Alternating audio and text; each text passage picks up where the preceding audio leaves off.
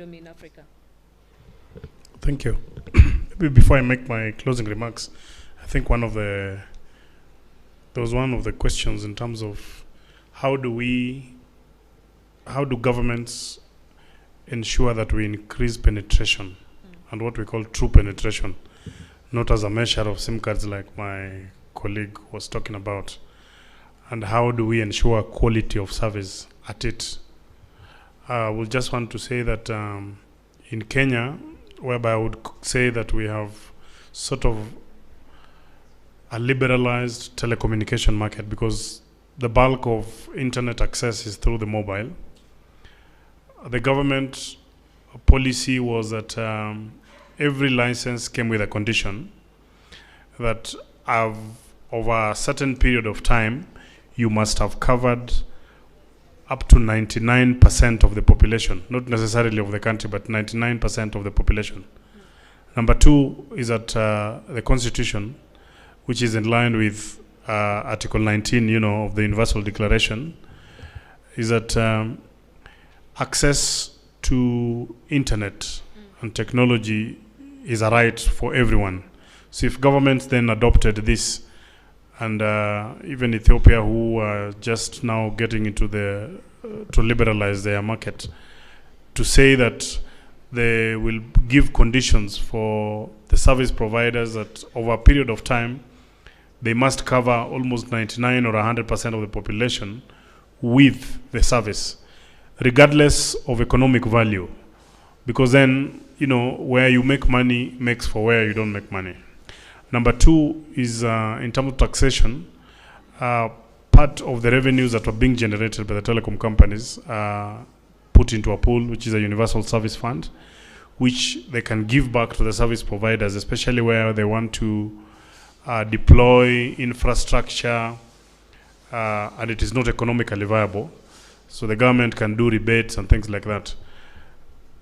Quality of service also comes in as a condition, that when you're delivering this service, because it becomes a human right for me to access quality internet, quality telephony services, mobile services, those conditions are tied to your license, that with penalties if you do not do that. And I think that helped in Kenya because in a span of about 3-4 years after the market was liberalized, we had almost 96% of the population fully covered. Where would we want to see if we were to come here 10 years? We would want to see a number of governments across the continent and hopefully across the globe, but largely across the continent, having repealed laws that are infringing on human rights, that are infringing on access on the freedom of internet.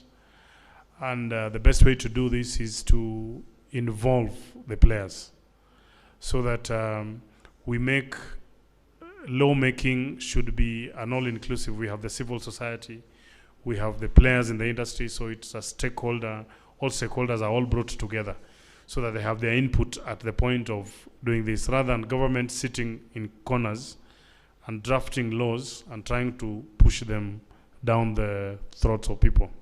Number two is that we're looking forward to 10 years of an educated population in Africa in terms of what exactly are their rights, so that even as we seek for freedom, we also handle ourselves responsibly online, and proper utilization. I think in one of the presentations in the course of this, I had that in as much as we have access to internet, there is proper utilization of internet. I don't know the measure. I think one of the speakers here, I think on the first day, what is the measure of proper use of the internet? So I think also that we bring ourselves to handle ourselves a bit more responsibly online. The other thing is governments to commit resources to security agencies, investigative agencies, judiciary, so that we capacity build, so that even cases that are infringing on the law, the implementing agencies have then capacity to navigate around it. ISPs, industry players, to uphold the rule of law.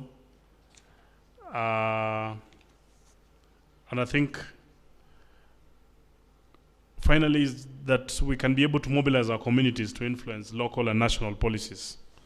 So it's not only the industry players, but every other person, what would they actually want to do? But in 10 years, we hope to have more freedom of internet and access to internet being observed as a right. Thank you. Thank you, Honorable. Tope? So my comment in brief would be that it will be a reflection of what I've heard around the room today, just here, and also I've heard a lot about China. And the truth is, it's not just the Chinese government that is. For instance, the surveillance contract scandal that broke out in 2013 in Nigeria, it was Elbit Systems. It was an Israeli company. And I think that, we do have a tendency to sensationalize in this, in the advocacy community and be distracted sometimes. So right now, all our attention, everybody's saying China, China, China, but there are these companies in other countries that are actually selling these surveillance technologies to African governments. And there is opportunity there in terms of how can we come together, and collaborate and put pressure on these companies, the way that Google and Facebook have our attention now, and looking at 10 years, I'm thinking, will these companies that we talk about all the time be Facebook and Google? Even right now, looking at the field of emerging technologies, the AI and things like that, and the potential for the digital divide in Africa to grow, and the discrimination that is possible in that area. But right now we all just think about Facebook. We all just think about Google. We don't really think about Microsoft. I'm not like naming and shame, but these are places where sometimes you need to ask questions about, the products and services that are being developed and exported and the practices around these things, and what will be the names of those companies in 10 years? What are those places that we should be looking at now? What are the opportunities we should be engaging right now that we are really not paying attention to? So I think that we need to be more innovative in the way that we respond to human rights online, the violations and abuses, whether they're coming from government or from private sector. And in 10 years, I'm really hopeful that we would have gone past the basic issues around infrastructure, around accessibility, around affordability. I'm really hopeful that at that time we'll be, talking more about relevant content for Africa, and we'll be talking more about security, about privacy, about things that help us to advance our economy and our societies generally using technologies, because right now we're still at the basics of just getting people online. The next billion to be connected is in Africa, and interestingly, this is where our advocacy has to start, but I'm hoping that in 10 years we'll be past that, and we'll be talking about, advancing our technologies so that we harness all the benefits of technology for human rights. Thank you, Tope. Mr. Mupandwa, in 1 minute, because I'm seeing the flag coming up. I'm sure there's been a lot that has been directed to government, but in 1 minute, in the next 10 years, do you see more government control or less control, less legislation? Or more?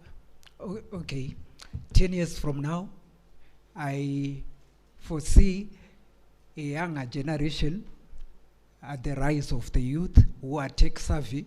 They will be the professionals, they will be sitting here. We will be long gone.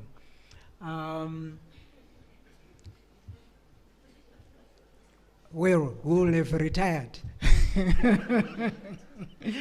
Then I would like to answer a question from the back there on affordability.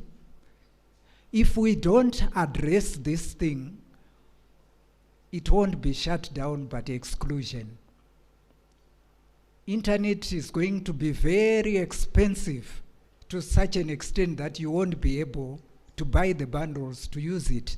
So in this case, I'm